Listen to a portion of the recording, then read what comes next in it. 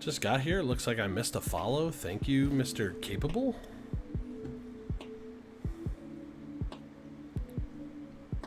What's up, Kelsey?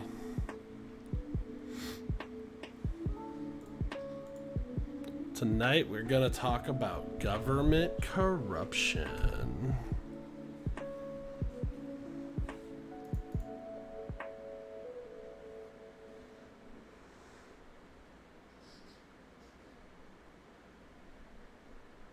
And why it's evil.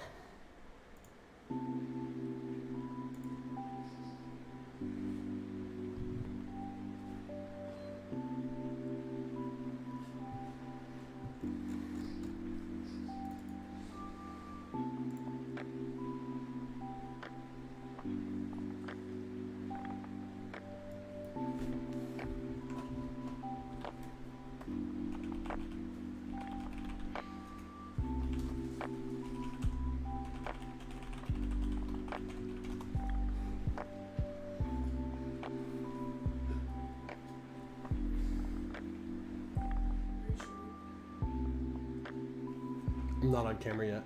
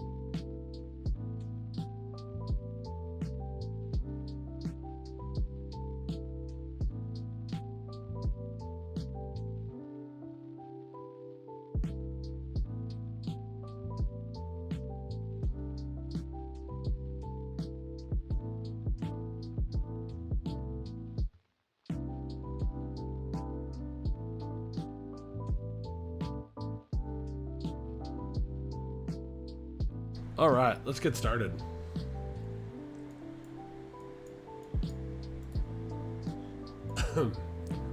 We got some fun stuff to talk about tonight.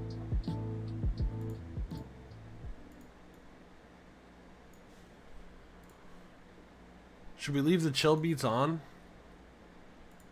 Just keep the volume low? I feel like we should keep the chill beats on tonight.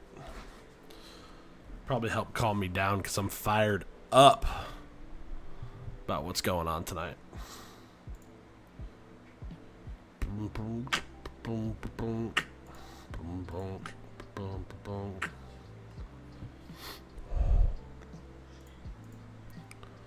What are we talking about tonight? We're talking about government corruption and how it works. If you don't know, we're currently in the process of this weird reconciliation, which is a negotiation of a bill for Congress. And that bill includes a lot of stuff in it. It's $3.5 trillion. If you don't know, the government already has a Senate proposal that passed that is waiting for a vote in the House. It passed with so-called bipartisan support. 67 senators supported it, which still means, I don't know, like 30 Republican dumbasses said no to a $1.5 trillion infrastructure bill. And that infrastructure bill is hard infrastructure, bridges, roads, physical things that need to be built for our country to work right? And that bill basically passed with bipartisan support because most of the way that stuff gets built is by allowing corporations to profit off of those kinds of expenditures, right? Big companies want to build that stuff and get paid for it. So obviously the Republicans, whenever that's happening, are like, yeah, sure, we'll jump on board. But it's things that we badly need. Physical infrastructure. That bill's important, but the Democrats have been fighting and saying that we want both bills or we're not moving forward, because this other bill, which was crafted primarily by one Senator, Bernard Sanders, good old Bernie, put together this larger bill with a bunch of human infrastructure proposals. So we're going to talk about, this is an article from CBS of what's in it. And this is the context of what we're talking about government corruption tonight. Okay? This bill is completely opposed by Republicans. Their argument is we don't have the money to do these things. That's nonsense. We could debate that on a different day, but it's not the purpose of the discussion tonight. Which means every single Senate Democrat would have to vote for it. What's in the Build Back Better Act, aka the Budget Reconciliation $3.5 trillion bill? A bunch of stuff that polls incredibly high by you and me and everybody else. In other words, this bill is crafted by the people. Our government is supposed to pass things that are for the people, by the people. That's the whole point of being our elected representatives. What's in the Build Back Better Act? 2 free years of community college. Regardless of your income, you get it. You get to go to community college. It would also add $80 billion in funding for Pell Grants, which Democrats say hasn't kept pace with the cost of increasing cost of college. Child care and universal pre-K. Every family that applies shall be offered free child care assistance for children's ages 0 to 5, and all the plan allocates roughly $450 billion to lower the cost of child care and provide 2 years of universal pre-K for 3 and 4-year-olds. The panel estimated it would keep the cost of child care at or below 7% of most families' income. So, how well does that poll? Here's another link. 70%. 70%. And this was back in 2014. I believe the number is even higher now. Talking about a 70% favorable thing in this bill that every single Republican is voting against. And 2 Democrats in the Senate are intent on tanking it, which we're going to get to in a minute. Medicare expansion. So, essentially what this does is expanding Medicare to include coverage of dental, hearing, and vision services. If you don't think that those are part of healthcare, I don't know what you're talking about. And the fact that we don't cover them for people on Medicare is a sham. The fact that we don't cover healthcare for everyone is a sham, but it's especially bad in this case because we're talking about seniors and people who aren't part of the employment system, which means they don't have access to health insurance anymore. And we say, oh yeah, your teeth, your ears, get fucked. Do it yourself. Figure it out. It's wrong. Many of them end up spending their precious Social Security dollars on these things. It's wrong. Another big part of the bill is extending the child tax credit expansion that happened through the COVID relief, which has helped lift millions of children in our country out of poverty. Incredibly popular position. Everyone loves the child tax credits and understands why they're there. No reason to take this out of the bill. It also would be, for the first time in U.S. history, paid family and medical leave for American workers, which is a huge problem. This is something that we faced during COVID, and we need this to get done. Again, an overwhelmingly popular proposal. The government says, basically, if you have to go on paid family leave, you'll be protected from losing your employment, and you would get at least 2/3 of your earnings while you're sick. Lowest paid workers would receive 80% of their income while they're sick. The big one is the climate change proposal. Now, depending on how you poll this and what questions you asked, depending on the specific things, this could go really weird. But here's something that Manchin specifically is objecting to. $150 billion to Clean Electricity Performance Program, which would pay utility companies that increase their renewable energy supplies by 4% per year. Companies that don't hit the benchmark would face penalties. In other words, the ones that are doing the right thing get paid. The ones who are not get taxed.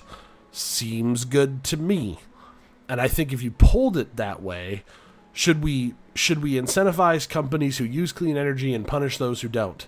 And you just ask that question in a poll, there's no way that's not overwhelmingly popular. We'll talk about in a minute Manchin and why he's trying to, tank this whole bill.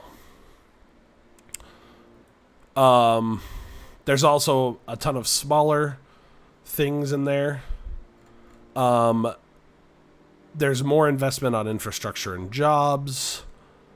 A bunch of different measures to combat climate change. Agriculture conservation, drought and forestry programs designed to help reduce carbon emissions, prevent wildfires.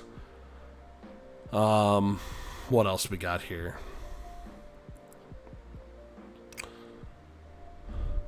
Stuff for electric vehicles. Oh yeah, something that is like polls at like 80 or 90%, raising taxes on the rich and corporations. And we're not even talking about a large tax increase. The top marginal rate on individuals, 39.6, up from 37%. That's nothing. That's nothing. Capital gains raised by 5%.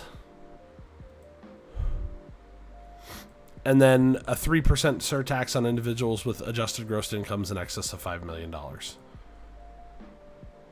Which 3% is not a lot for somebody making over $5 million a year. Again, that's gross income. Proposal also calls for increasing the corporate tax rate up to 26.5, up from 21. We're talking about 5.5%. Let's not forget that the Republican tax cuts in 2017 led something like 27 of the top Fortune 100 companies to pay zero or near zero in taxes.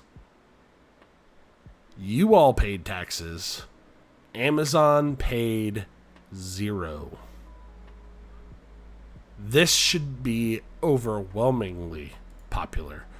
If you don't think corporate tax rate should be 26.5%, I don't even know what to tell you. The top rate prior to that change, that 21% that the Republicans did, was 35%. And the reason why it was is because corporations are where the money is, especially the larger ones. And the way corporate tax rates work, the largest corporations pay the most, just like individuals, right? The larger your incomes, the more you're taxed. And what's ridiculous about this, absolutely ridiculous about this, is this is the thing that the Republicans are the most opposed to. Okay? If you think they care about you, they don't. 87% of that tax break that they did in 2017 went to the top 1%. It's why they were going on and on about how, oh, the economy is doing so well. The economy is doing so well. It's the best economy we've ever had under Trump. Meanwhile, the most of us were like, cool, GDP went up in the morning. I didn't feel a thing. No one else does better when they talk about, quote unquote, the economy. This all went to corporations. Okay? That's what's in the bill. And what's happening? Well, reconciliation happens as a process where there's supposed to be a negotiation for the bill where maybe some things get stripped out. And so there's a give and take and a lot of politics gets played. Two senators, namely Kyrsten Sinema and Joe Manchin, are the largest ones standing in the way. So here's an article from just a few hours ago, this morning, I guess. Manchin and Sinema met with Biden over reconciliation bill concerns. Both senators have said the bill is too large and must be trimmed. Just for no reason, it's just too large. I don't even know what that means. If everything that's in the bill are things that we should do, then it's not too large. That's not a position. That's not an ideological position. You don't actually believe in anything. You just don't like big things. Apparently the so-called moderates, I call them conservative Democrats, so-called moderates don't like big packages. I don't know about you all. I'm pro big package.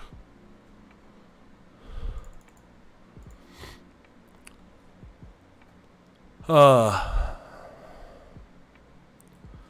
of Arizona declined to answer questions about her meeting with the president upon her return to Capitol Hill. And she has said little publicly about what she wants to see cut from the final bill, except to note that it's just too much. Sinema is scheduled to hold a fundraiser Tuesday with business lobbying groups that oppose the reconciliation bill, according to the New York Times. I'll leave it to them to convey where they're comfortable in terms of top-line numbers, but the president felt it was constructive, felt they moved the ball forward, felt there was agreement that we're at a pivotal moment, whatever that means, so nothing got done. We're still dealing in good faith, Manchin said of the various meetings he's had on the bill. But he has expressed some concerns of the climate provisions of the bill, as well as the expansion of Medicare. The people that are getting Medicare now just want to make sure they're going to get it. They're not going to have their services cut by 2026 whenever it goes insolvent. That's what they're concerned about, he told reporters earlier this month. At this point, the reconciliation bill includes a $150 billion clean electricity program. We talked about that earlier. West Virginia senator objects to the program, says it would unnecessarily provide financial incentives for energy providers. The transition is happening, Manchin said on CNN earlier this month. Now they're wanting to pay companies to do what they're already doing. It makes no sense to me at all for us to take billions of dollars and pay utilities for what they're going to do as the market transitions. In other words, he wants you to believe that energy companies are just choosing renewable energies of their own free will based on the market, and that we should just trust that process. If you don't see a problem with that, I've got a bridge to sell you.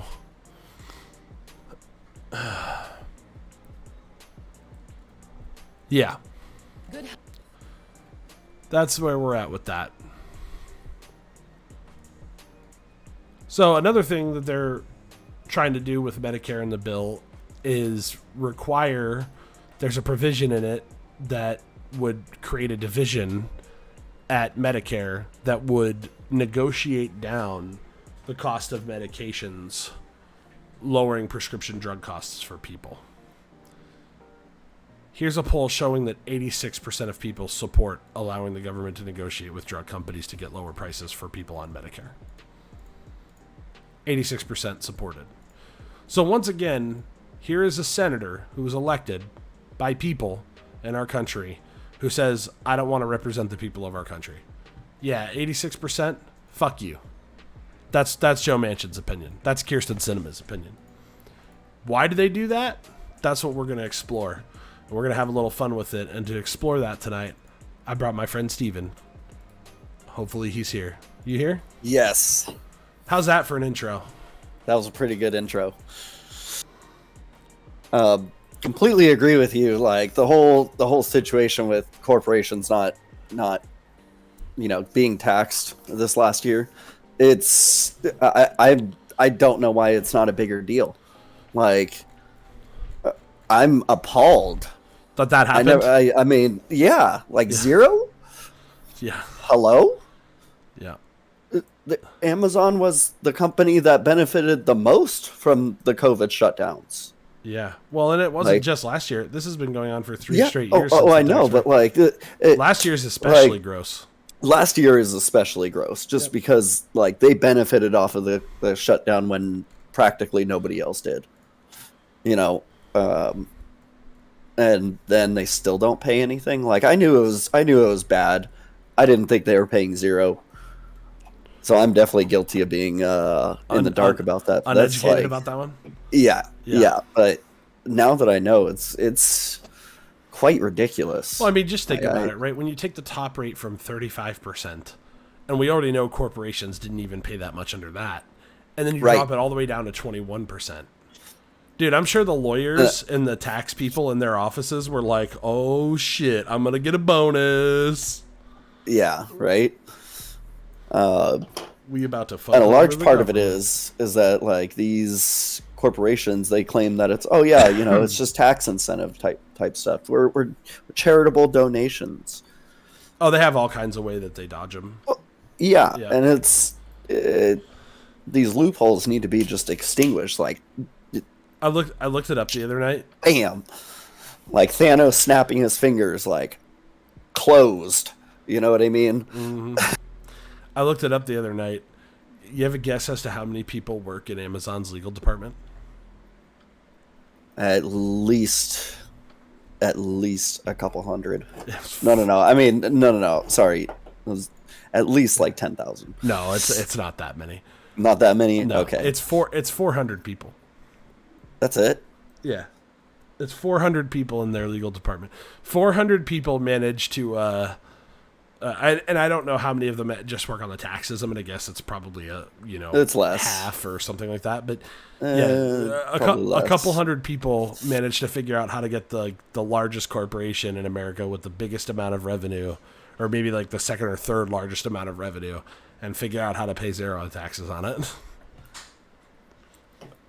Those people should be put in jail. That's what I think. Because they knew what they were doing was illegal. Like, well, that's the thing is. How can you? We've allowed this for so long, and these are the same people. I mean, you heard it in that article. Joe Manchin, what is he doing while this debate over this bill is going on? He's going to meet with business leaders who oppose it. Yeah. Yeah. Well, and he's the guy who's standing up there going, "No way, no how, can't do it." So let me ask you this, Stephen. Joe Manchin, right? His biggest thing is the climate proposals. Those are the ones he's objecting to the most. He's a senator from West Virginia. You got a guess as to what business he's involved in? Probably a lot of the gas, oil, natural gas, like and coal. You guessed it. You guessed it. And at least it's natural gas. Like natural gas replenishes itself. Obviously, that's why it's called natural gas. Actually. From the earth. I mean, not as it doesn't. It replenishes itself a hell of a lot faster than oil does. That's the tiny portion of it. So here's an article from The Intercept which does really good deep dive investigative journalism. Big fan of The Intercept. Okay. This was from September 3rd. Okay. In the early hours of August 11, the Senate voted to approve a $3.5 trillion budget resolution that would mark the nation's most significant investment in the fight. Blah blah blah. Basically, this is talking about what that bill is, right? Okay. The resolution's approval kicked off a legislative process likely to last months, all of it hinging on Manchin's continued support. Not long after casting his vote, he issued a public statement warning the bill's backers not to take him for granted, adding trillions of dollars more to a nearly $29 trillion of national debt without any consideration of the negative effects on our children and grandchildren is one of those decisions that has become far too easy in Washington, Manchin said. So right from the jump, he was already like trying to, Play both sides. Play both sides, right? Okay. Get money from both sides. Great. That sounds awesome. So then he says, if you're sticking your head in the sand saying that fossil fuel has to be eliminated in America and they want to get rid of it, thinking that's going to help clean up the global climate, it won't clean it up.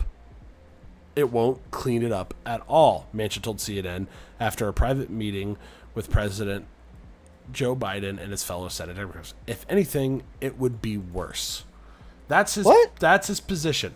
So first of all, imagine... It wouldn't be worse. Imagine the logic. The logic is the largest economy on Earth and a major world power shouldn't do anything about climate change because we can't fix it ourselves.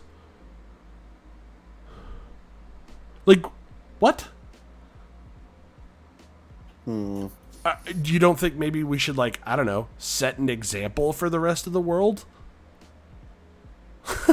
Well, the example's already been set by many, many other countries. But the problem is smaller countries with less influence, right? How are you going to get China? Yeah, exactly. How are you going to get China to clean up their climate problem? Yeah. You're not. And so if you set the example and then the world comes together and condemns every country that continues to prefer to do business with dirty China rather than do business with clean America, you see the point? Like, you have to lead on this. You have to be the one to lead. Yeah. So, it's just such a... that, to me, is like... I don't understand the logic of, well, if not everybody's doing something about it, we shouldn't. When we just don't do the right thing for the sake of doing the right thing anymore? We should only do it if it fixes the problem? I don't really understand what his point is. His point is to try to say just enough so that he doesn't have to answer real questions. Yeah. And that's just politicians, man. Like, it sucks.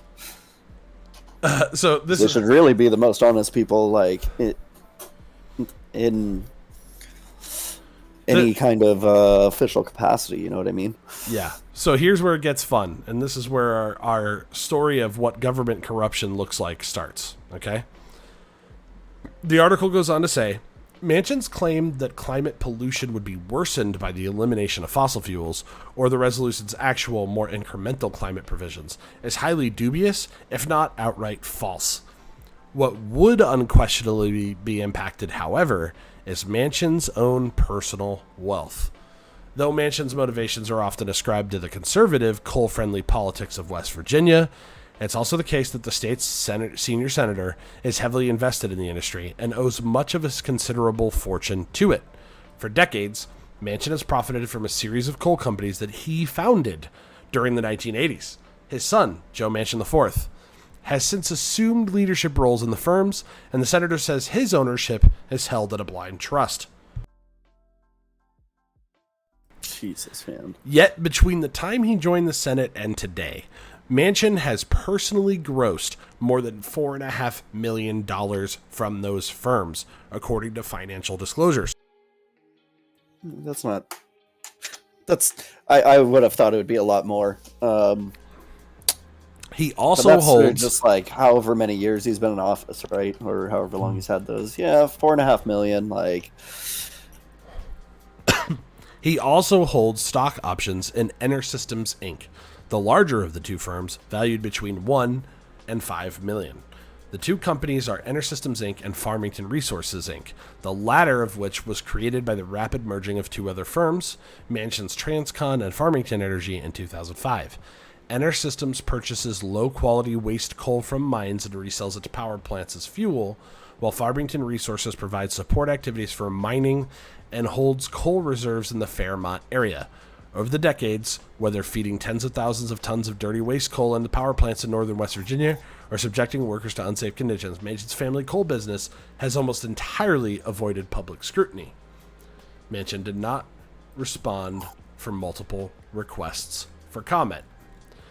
It goes on to explain a bunch more about issues with messed up tap water, some of the dirtiest power plants.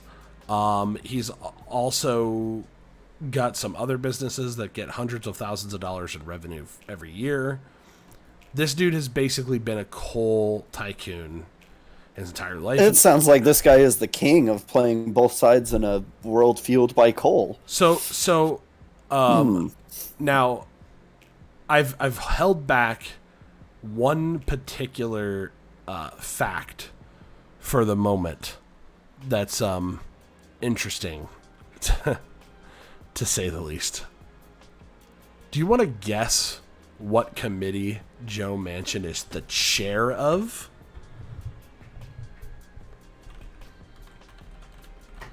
Something ironic. Chair of the MF, I don't know. Go ahead. Committee assignments.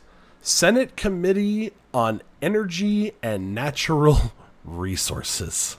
This guy's the chairman, and he doesn't know anything about how the climate is affected. It is directly a conflict of interest because that's the industry he came from. It's the definition of conflict of interest. That would be like me having a problem with prescription opiates that was like well known, and then being like a chair of a committee on like giving out free like prescription opiates. Like, it's as bad as it gets. I just don't even understand.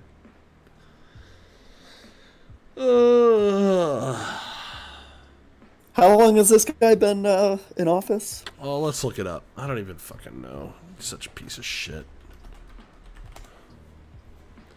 Let's look at his Wikipedia page.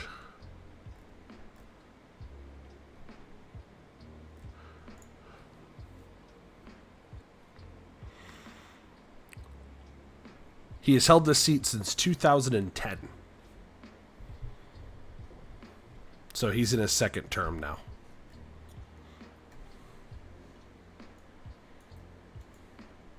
So this guy has been playing both sides of the energy sector. Yeah. For 15 years. Well, no. Sorry, 13 11. years. 11. 11. Oh my God, my math is terrible right now. I was impressed actually that you could get it that wrong. It's all good. That's all good. That's like, that's just ridiculous, man. So, and it's only just now, like, becoming, like, I've heard the name Manchin many times. I don't tend to pay attention. I know. Yeah. Pretty much. Just because it's so outrageous. It's like we're living the Onion. It is. We're living the Onion world right now, and it's. Listen to this. Manchin's first bill in the Senate dealt with what he called the EPA's overreach.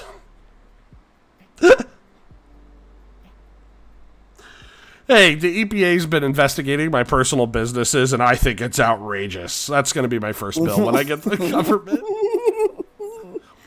That's the point, people. These people don't run for government to make your lives better. They make it to make their own. They make it so that they can enrich themselves, and it's disgusting. absolutely disgusting. It really is. Like, or that's why that's why countries fucking laugh at us.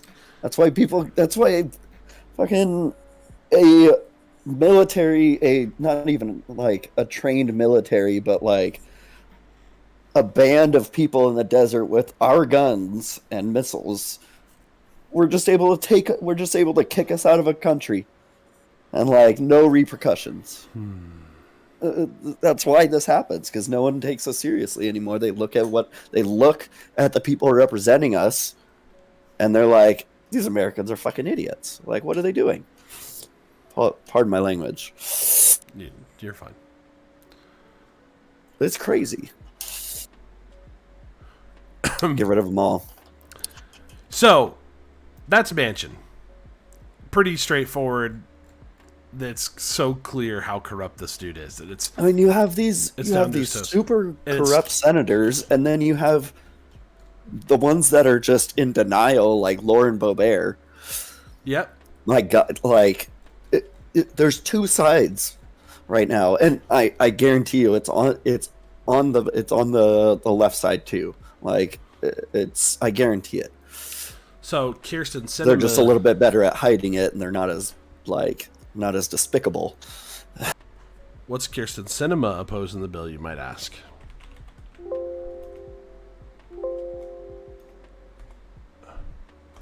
Let's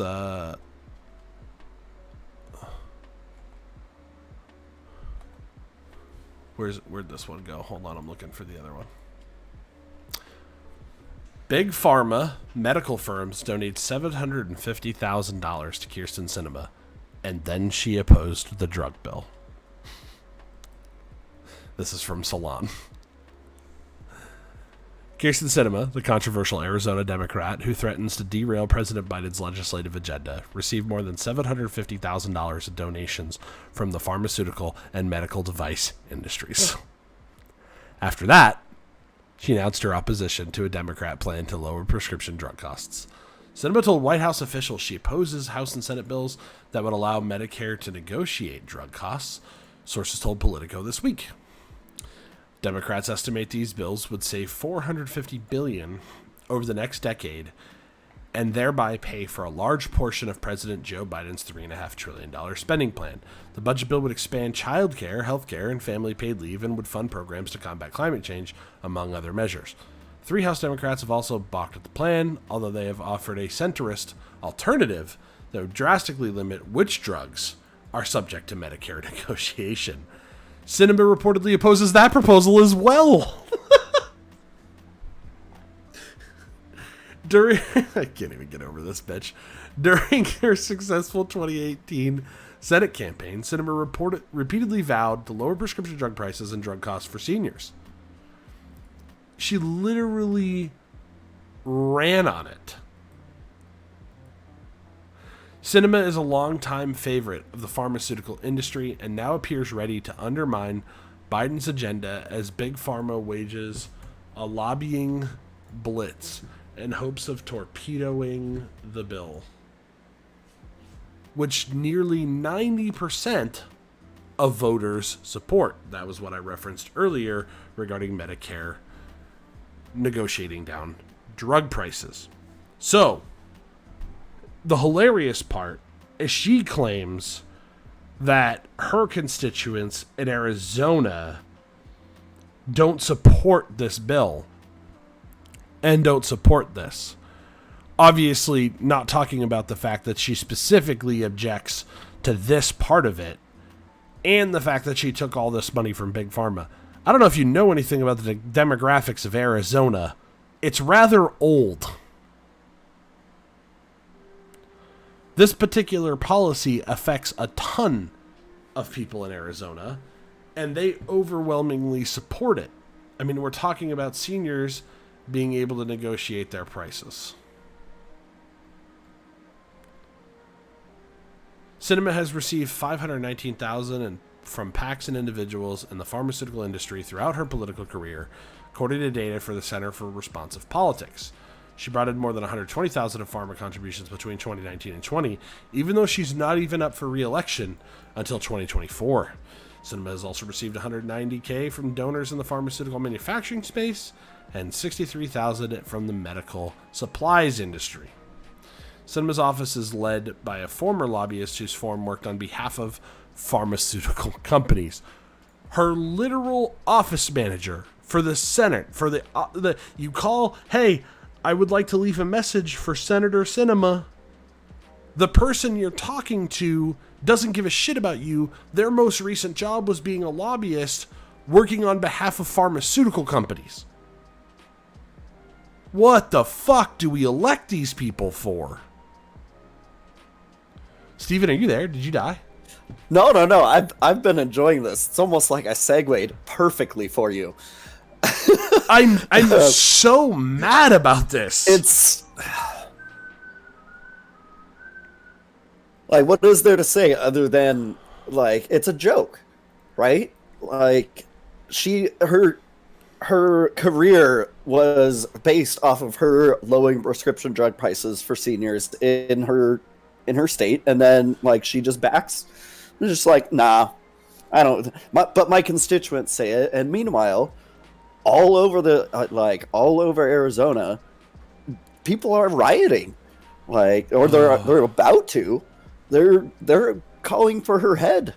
They're doing the same thing that happened here in California. They're trying to they tried to get rid of Gavin Newsom, which didn't end up working. It was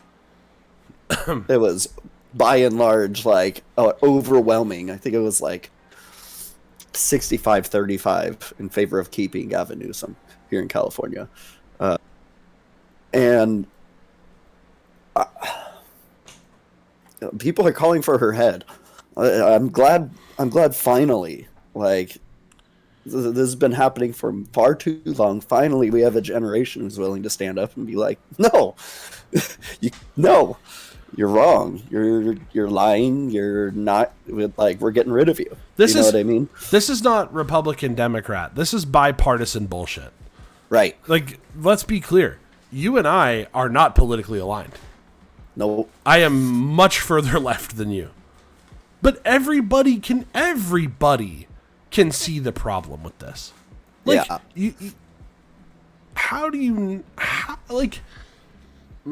Here's the worst part, okay? Let me show you the Google newsstand today. Let's go over to that.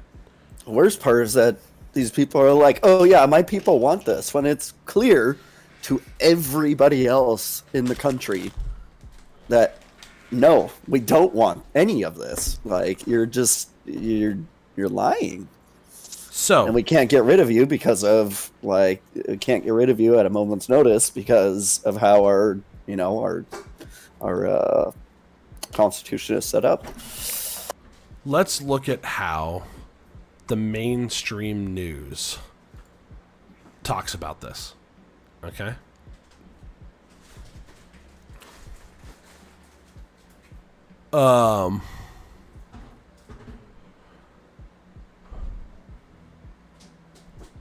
Let's look at like even a somewhat reasonable mainstream.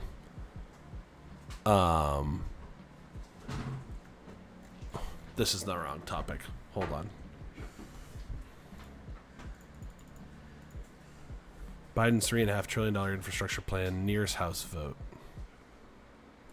Okay. Here's one from Yahoo. With Biden's agenda hanging in the balance, progressive frustration with cinema boils over. There's one big question on Democrats' minds in Washington. What does Kyrsten Sinema want? That's not an actual question in anyone's minds.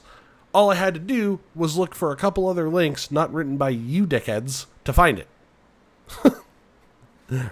No one cares what the politicians want because they're supposed to be acting for us. Not the other way around. Thank you.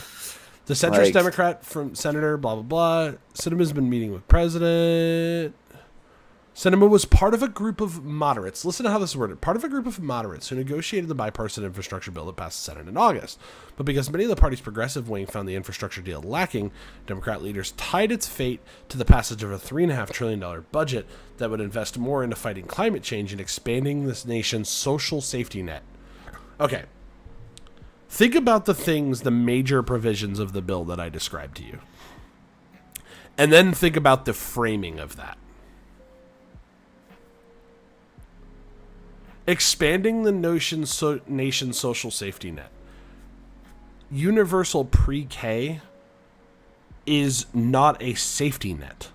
Would anybody call public education a safety net? No. No. Like, 2 years of community college. Meanwhile, many other countries offer free tuition paid community college already. And some even go further and offer all 4 years, right? Because we understand as the world is modernized that education should not stop at high school. This is not controversial. You're going to live till you're 80. Maybe you should get a couple years of extra education. Yeah, maybe a quarter of your life should be learning about what the rest of your life is. Yeah, we're literally talking about just 2 more years of public education, and people act like that's such a big giveaway. Okay. Well, I mean, the problem is our public education system at the start it was just terrible. Yeah, there's no doubt it has problems, but that doesn't mean we should not do it. Correct. Yeah. But I think we need to fix what we have first before. I don't know, man. That's just my personal stance on it. Like, we need to fix our education system. A lot of community colleges are a lot better than the 4-year schools. Oh, I know.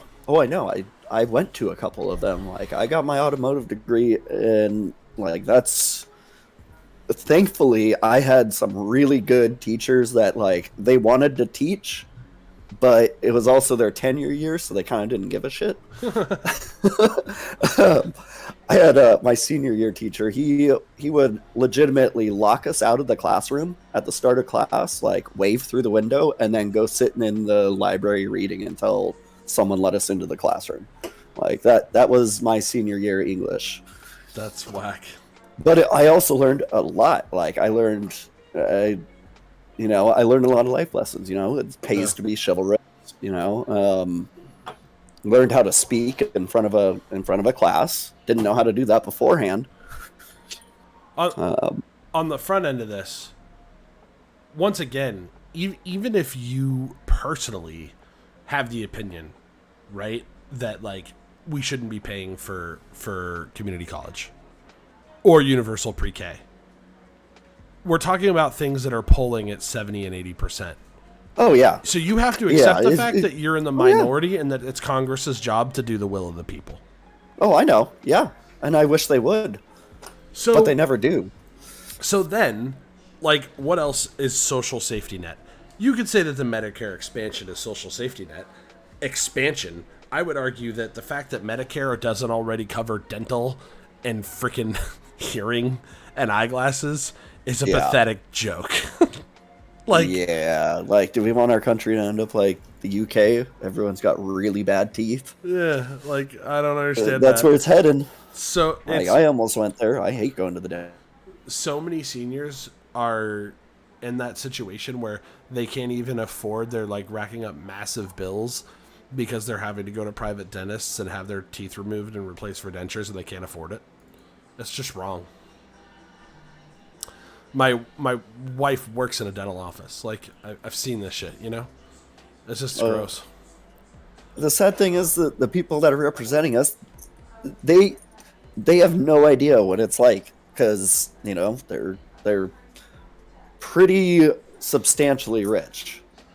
Let's see how Fox... Say 90% of them are well above the average pay grade. At least Ilhan Omar is holding the line. Our position has not changed. We will not ignore families who desperately need childcare. We will not ignore the unhoused, and we will not ignore the future of our planet. We will deliver the president's full agenda once the Senate passes the Build Back Better Act. So they're in session today to try and avoid a shutdown, and the House progressives are holding the line and saying, no, we're doing both bills, or you're getting nothing from us. And I love it. Yeah. I love it. Let's go. I've finally stand up and fight for something. To be honest, like these past 4, maybe 5, 6 years, I've been more proud of the Democratic leaders than I have ever been. I've become more and more like towards the left. If anyone didn't know, I'm a libertarian, or I claim to be a libertarian. So I'm like, one of these days I'll talk you into realizing that you aren't what you think you are. Actually, you know what? You would be a good one for a show idea that I had. We'll take a little break from this particular story to bring this up because I wanted to bring it up to you. There are a couple of very, very good political compass tests. okay, And I thought it would be fun to like pull one up in two windows and you and I take them side by side to see where we differ and then where our like results show up at the end. Wouldn't that down for that. Wouldn't that be a fun stream? Yeah. Yeah, all right. That'll be the next one we do. But like you said, at least they're standing up for something. They're drawing a line in the sand. Like this whole bipartisanship, it's a joke. There's nothing bipartisan about it, obviously. About anything. What they mean by bipartisan is acceptable to the corporate overlords. That's what bipartisan means. Yep. Yeah. Oh man. House votes to suspend debt ceiling again, though unlikely to pass Senate. Yeah, the government's probably going to shut down tomorrow. Manchin fires back at progressive trillions. Oh, this is new. Trillions in spending. Fiscal insanity.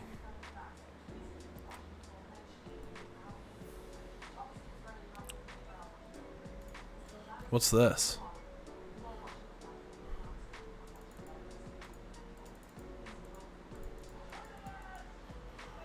What I've made clear to the presidential Democratic leaders, spending trillions more on new and expanded government programs when we can't even pay for the essential social programs like Social Security and Medicare is the definition of fiscal insanity.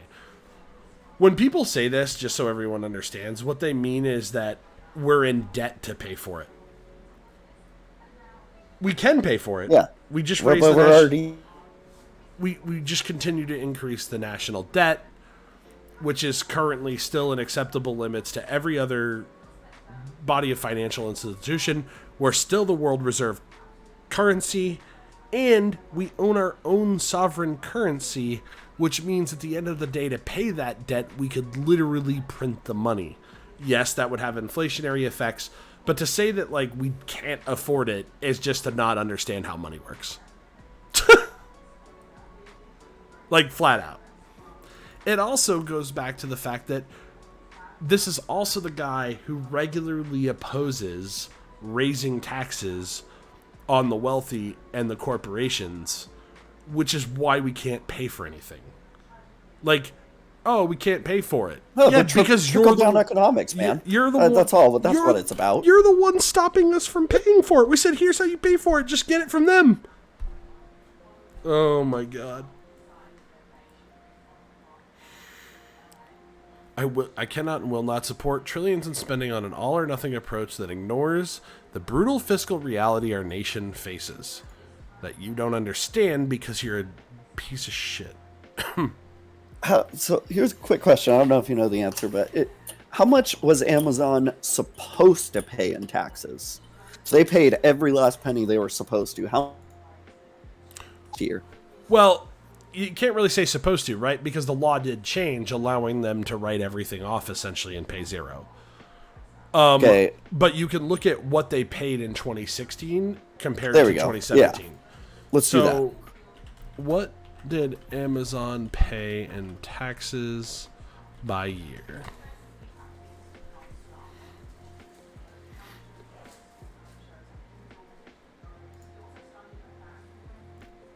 Let's see if this article says it. For the first time since 2016, Amazon's critics won't be able to point to the tech giant's non-existent federal tax bill. Amazon actually owed money to the federal government in 2019 after 2 straight years of paying zero in U.S. federal income tax.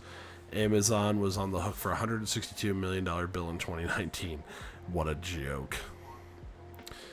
$162 million is still just a fraction of the $13.9 billion in pre-tax income Amazon reported for 2019, roughly 1.2%. In fact, federal corporate tax rate is 21%, but as in the past, Amazon likely employed various tax credits and deductions to reduce its federal tax bill. Amazon also reported $285.5 billion in total revenue in 2019. So where this is going is basically Amazon alone, if they actually paid the taxes they were supposed to, and didn't just like write it all off as incentives and charitable donations or whatever the hell they do, fiddle with the numbers. They could literally pay down our entire debt in like 5 years. Is that what you're saying? Well, let's not quite. Maybe like 10. But that's just Amazon. That's just do that. The company that's just of Amazon. One company. Let's not even talk about what we could get from Bezos himself, who's already yeah. Right. So here's the thing, right? They write off so much expenses that somehow they get from 280 billion in revenue down to 14 billion in income. Already, that's bullshit. Yeah. Like, but then even if they paid 35%, which was the rate under Obama, not that long ago, that would still be $5 billion a year in taxes that they should be paying. And that's just one company of thousands of companies like that are that big. Yes. Oh my God. Not to mention the people that are doing it. I guarantee you Jeff Bezos is probably paying nothing as well. He probably pays less than I do. Somehow. Like,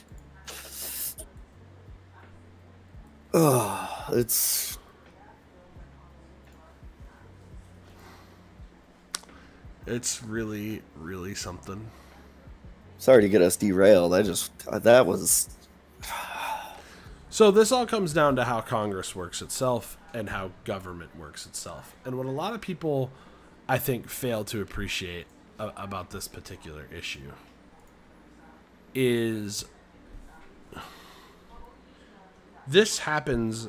A lot of people just go, well, we got to get the money out of politics. No, it's actually worse than that. You have to not just quote unquote get the money out of politics. You have to put the money back in the source of the people. So I know before the show you were talking about a solution that you had. Let me blow your mind with one really quick. Did you know that if we gave every single American $250 a year, that they could... Welcome back. I hope you've been enjoying the chat. If we gave every single American $250 a year, that was use it or lose it, that was only spendable on political campaigns and political entities, right? This is a concept called publicly funded elections, and then assumed that only half of them actually bothered to do it, right? We're talking about we would outspend all the corporate money in politics 6-1. So what you're telling me is that all the politicians that are like in it for the money, they're fucking retards. They're actual idiots. Just use, like, we could literally pass this and use the incentive that exists out there, right? Like, let's put the money in our hands. It's not a very big spending bill to give every American an extra $250 a year. Like, that's not a problem. We can find that, right? Yeah. And then what we would do is if like, let's say you're... That's what, $2 a month? Yeah. like, let's say you're running for office and a corporation comes to you and says, hey, we want to give you $10,000, like you're Kirsten Sinema, right? We want to give you $60,000 if you support our position on pharmaceuticals, right? That $60,000 is literally like 1,000 Americans. Like, what's the math on that? 250 times 500 people. You could literally double your money with 500 people. Like, so she's going to say back to them, go fuck yourself. I've got 500 people over here that are donating their whole year worth of their, political spending money to me instead of you. And that's twice as much money as that. So I don't need your 60,000. Thanks. Piss off. You literally solves your whole problem. That would be a very unique and honestly a really good idea, but no one would ever go for it because no one's going to do the math like that.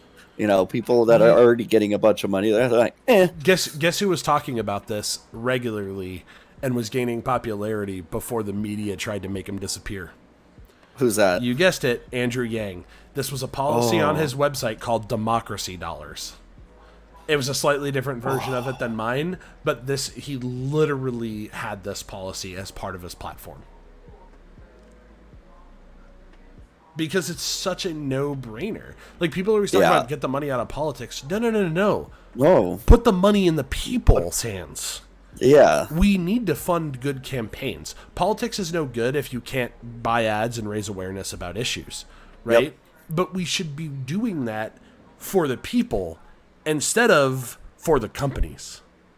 Hello? Anybody? Like, just reverse it. It's so simple.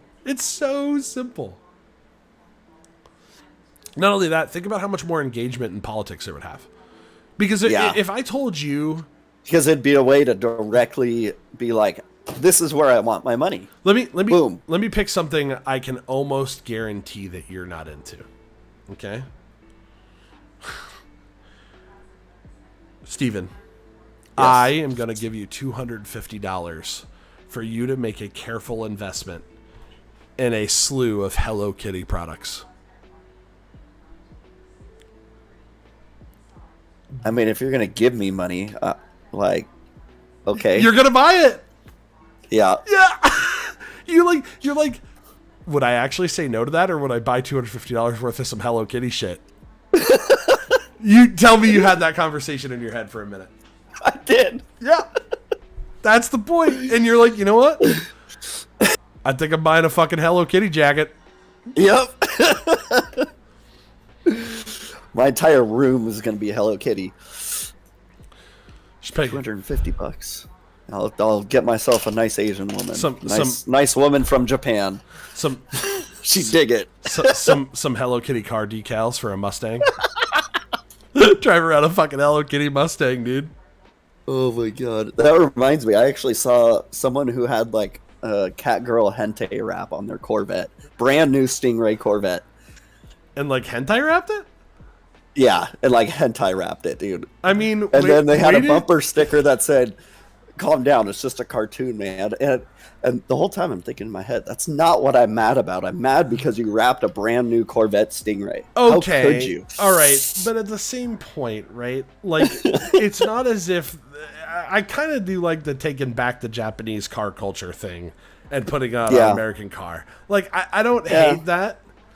Like, we don't have to always be boring and just be like, I did not hate I just didn't like the rap.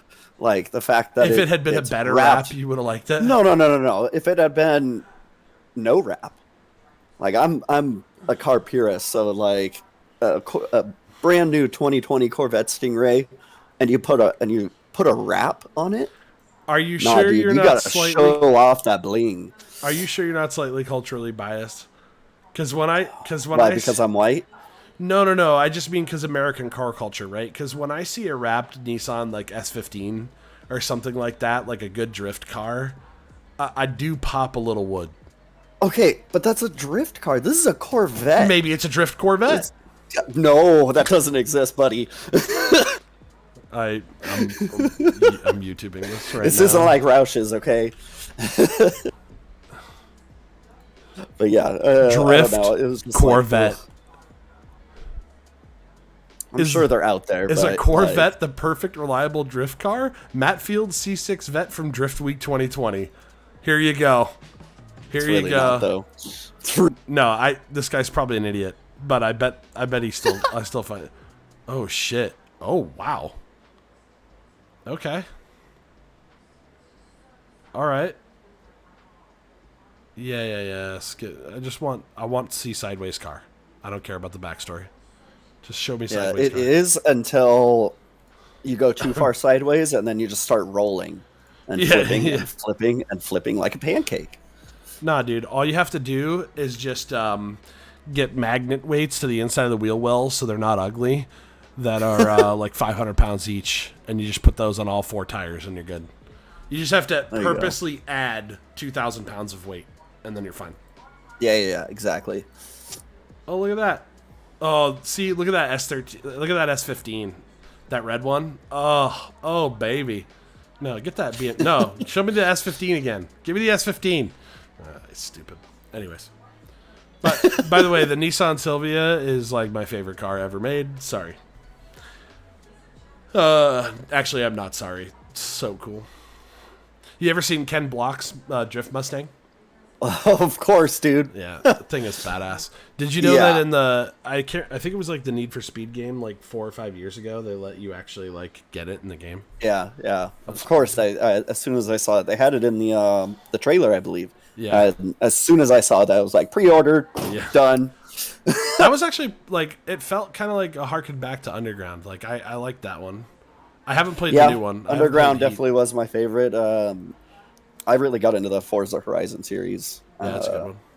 Just because it was like a good mix of the open world plus like semi sim, semi race sim. Like it had all of these settings that you could have for a race sim, but it was also like open world. So I got you. that's why I like Horizon. I'm getting a new one too. When 6 comes out in a couple weeks. I got something funny to show you while we're at it really quick. What's been happening in my my most recent Civ game. I decided to play an extra long game that's 1,500 turns long. So I've been playing it for literally like 3 days straight now. And yeah, it's been brutal. But I'm playing as America, as the Rough Rider version of Teddy Roosevelt. Okay. I just got this game for the first time. So what I did in Civ 4 was I tried to win. Like, I played on a lower difficulty early in the game and tried to like get every different kind of victory. Just so I could like get a feel for what and optimal. Completion. What's that?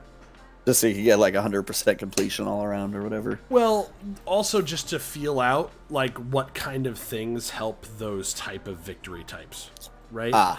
Because when you're building your civilization and you're going for a religious victory, you're not going to get very far if you only ever invest in religious shit. You still need an economy, but you need less of one, right? Like, Yep. So it's kind of like that thing of trying to figure out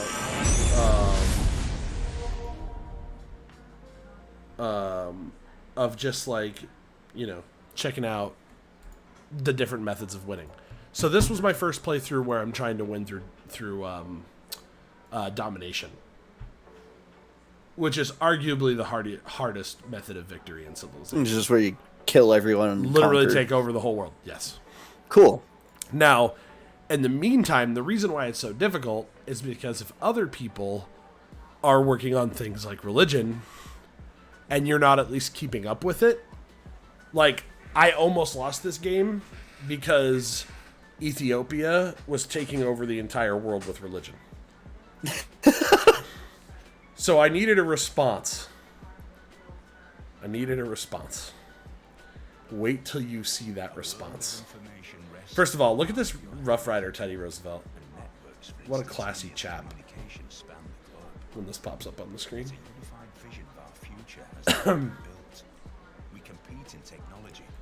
Do you have the stream pulled up? Can you see it? It's loading. Okay. It says loading. Please wait. Gotcha.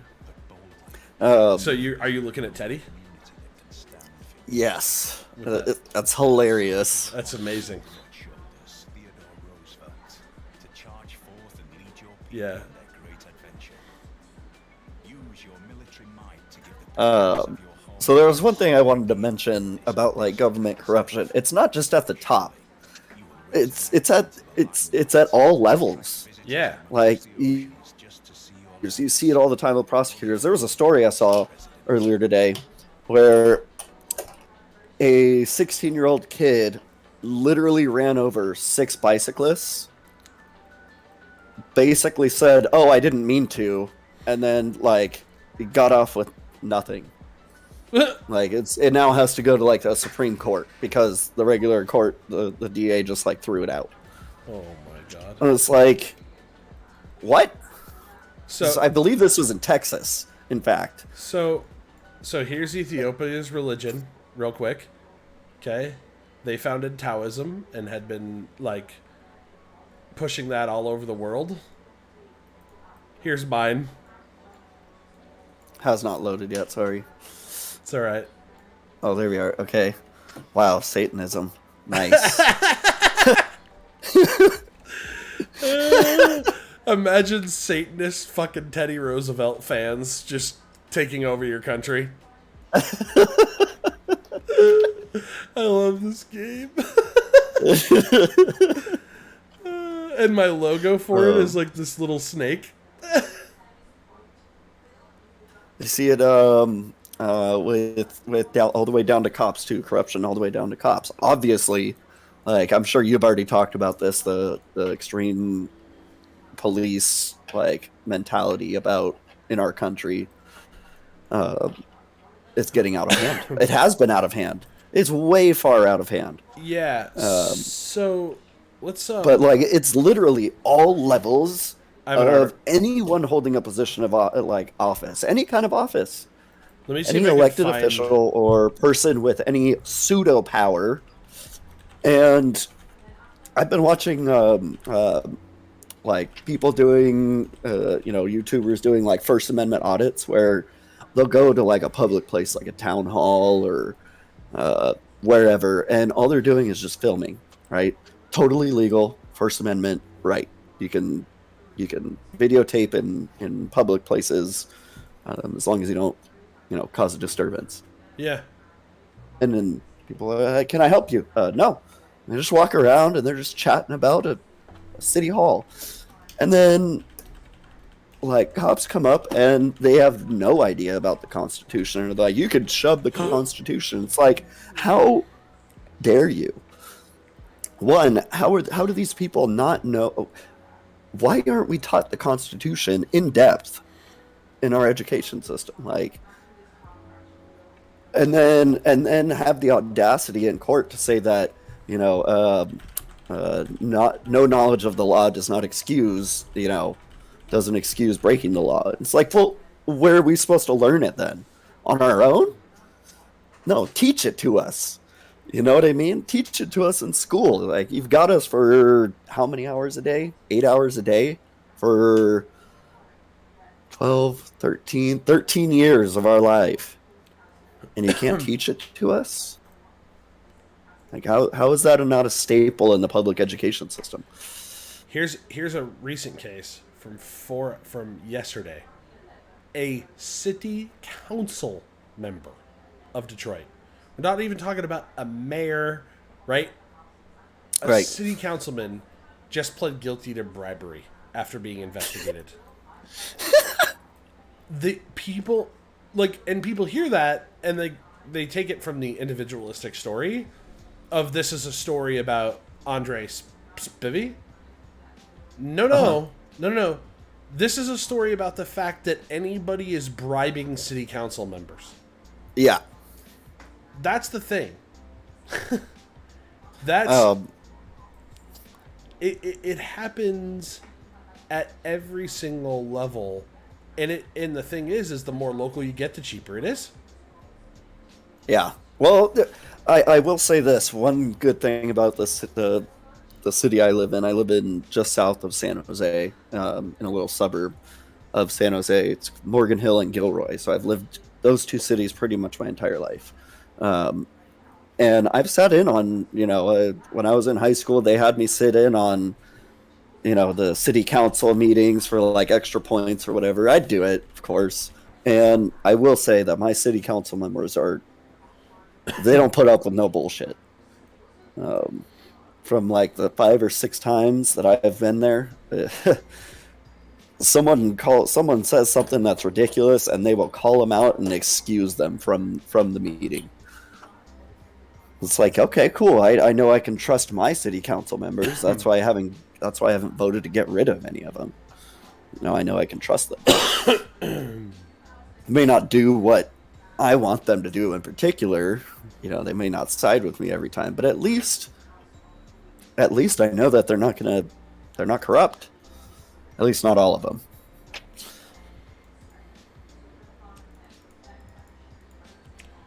A lot of times what people don't realize is like the business ties that your local government has.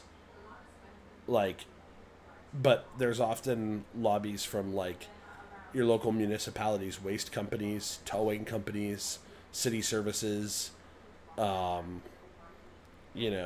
snow removal and lawn care and all of those kinds of things, right? The city needs that work done, hires privately to do it, and corruption sets in because then those people who have for-profit interests and not the interests of anybody else in the city,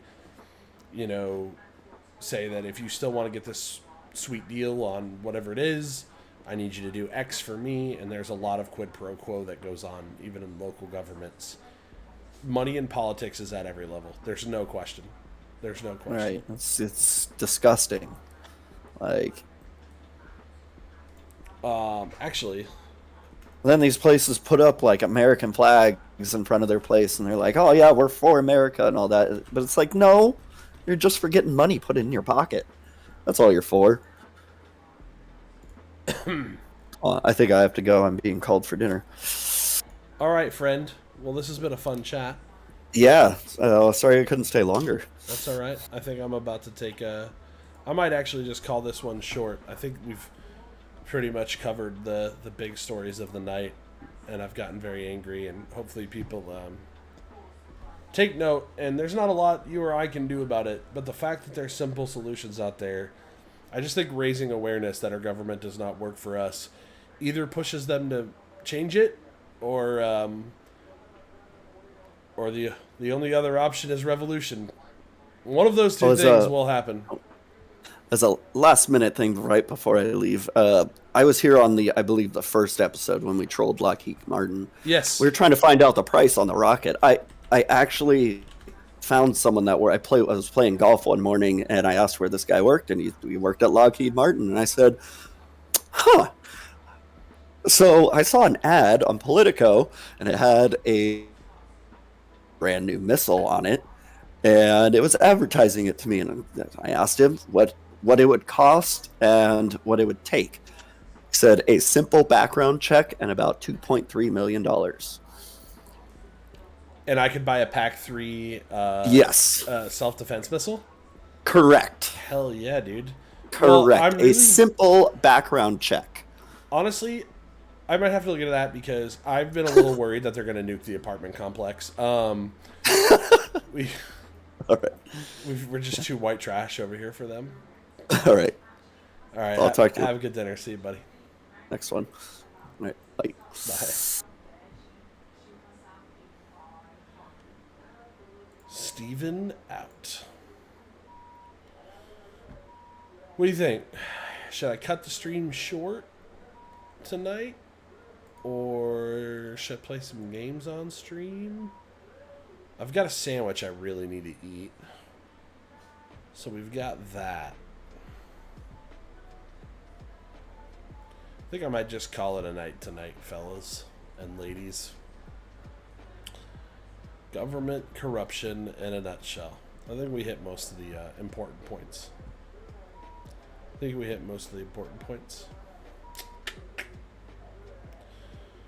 We need to do something. I feel like we need somebody who can lead on this and actually get it done so we can elect leaders who will actually represent us. And I think that's pretty much where I want to end it. So I appreciate you if you were here watching the show tonight, or if you're watching later on YouTube. I love you. If you want to support the show, please check out my Linktree, which is just Linktree/Average People Talking. And make sure you follow us on all of the different medias we're on, and tell your friends and share. and help me grow this thing. Appreciate y'all. And to help you do that, oh look, here's an ending screen with some of my other pages. Look at that. What a beautiful little ending screen. Really do like this thing. I need ideas for Sunday. I need people to send me ideas for what we're going to talk about Sunday. Maybe something a little bit more fun and less down, sad, whatever. Thank you all. It's been a great show. Thanks to Steven.